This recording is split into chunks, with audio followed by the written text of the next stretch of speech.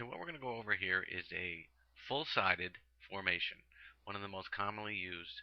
It's called a 4-4-2. 4 defenders, 4 midfielders, and 2 strikers. Okay, so here we have a goalkeeper. We have a sweeper and a stopper in the middle. These are our 2 central defenders. We have a left back and a right back. In the midfield, we have a left midfield, an offensive and a defensive midfielder. This midfielder in the offensive would go forward more than the defensive midfielder.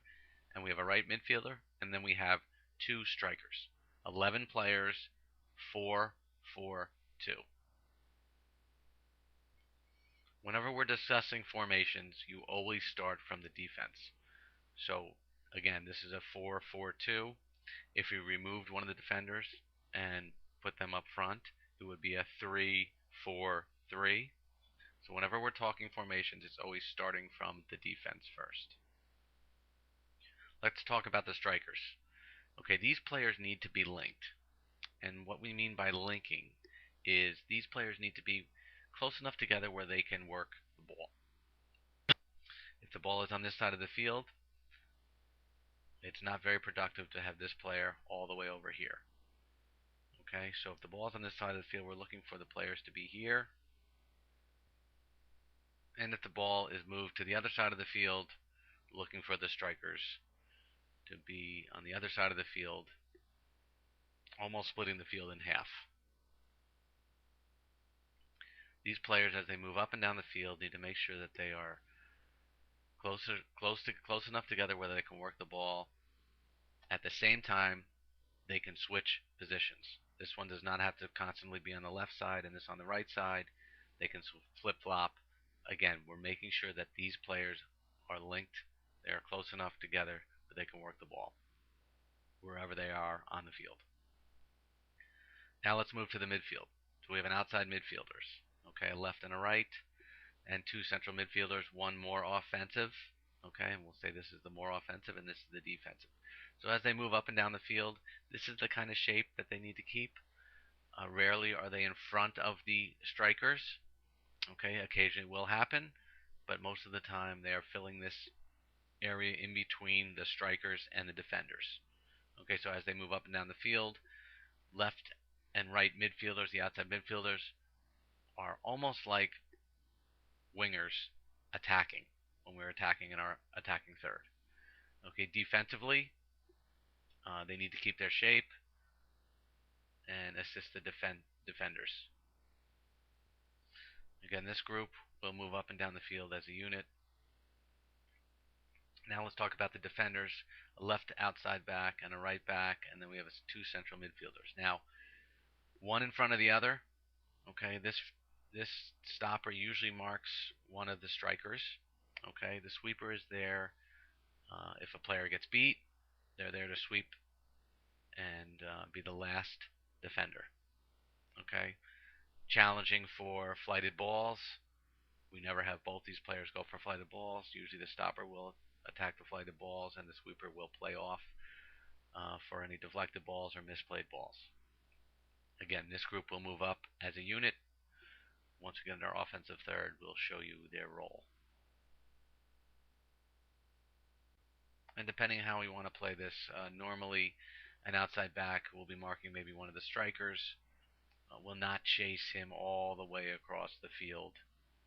Okay, depending on what you're playing, it's much easier to pass him off to somebody else instead of running all the way across the field and marking a player.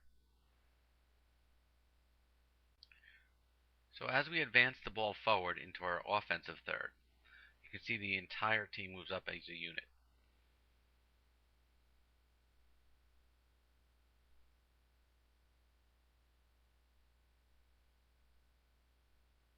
So here's our striker with the ball. We have our other striker is in the box, still close enough for linking. Our offensive midfielder is now on offense here in the offensive third. Now we have our outside left midfielder is still outside, staying wide for any balls that come over the top. We have our stopper moving up into this empty space. Our defensive midfielder is roaming in this area too to cover the space. Our right midfielder is here for support. And again, we have our sweeper as the last man back. Our left back is out here filling into an empty space, and our right back is here. Okay, there's good shape here, good support, and we still have enough people up offensively to create an opportunity. We want to make sure when we're in the offensive third that we don't leave a big area here that is open. So if the ball is cleared out by the defensive team and the ball is cleared out into this big open space, we want to make sure we have filled those spaces to be able to put the ball right back into the danger zone or switch and go to the other side. Okay, now our red team is back on defense. Okay, and as you can see, each player is marking their opponent. Okay, we have our sweeper back here who is free and does not have a player right now, which is great. They're able to roam and help out in different areas. The key to this is this area in here. Okay, this is our offensive midfielder. And here's our two strikers. This player, first of all, has to make sure that this player does not attack. Otherwise, they must mark that player. The other thing is, though, if a ball is cleared out, this is the area where we need to fill. So if the ball is over here, this player may move into this area here. If the ball is cleared out, either the striker has to win the ball or this attacking center midfielder, all right, or offensive center midfielder needs to anticipate where the ball is going to be cleared to and win the ball in that area. Otherwise, the blue team will just win the ball and put the ball right back into a danger area.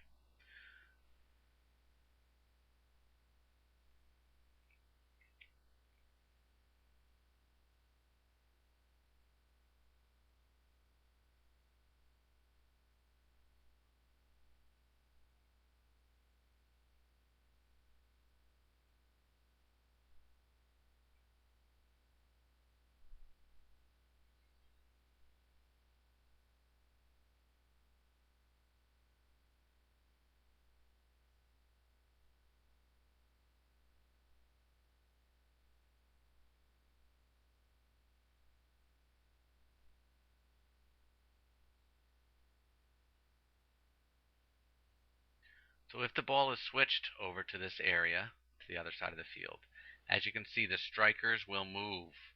Now this striker moves into this area in case the ball is cleared out, and this one slides over. So the ball is on this side. Now we've cut the field in half. The strikers are over here. Again, this is this void, this area. The ball is probably going to be cleared in this area. If it is cleared in this area here, it's going to be the job of the outside midfielder, okay, or the defensive midfielder to fill this area. And as soon as the ball is cleared out, you need your defense to move up as a unit to make the offensive work hard to stay on sides. So you have them push up, especially if we win the ball. Okay, after the ball is cleared out, if we have possession of the ball, they should move up rather quickly, supporting the player and working hard so that the offensive players have to move up and stay on sides.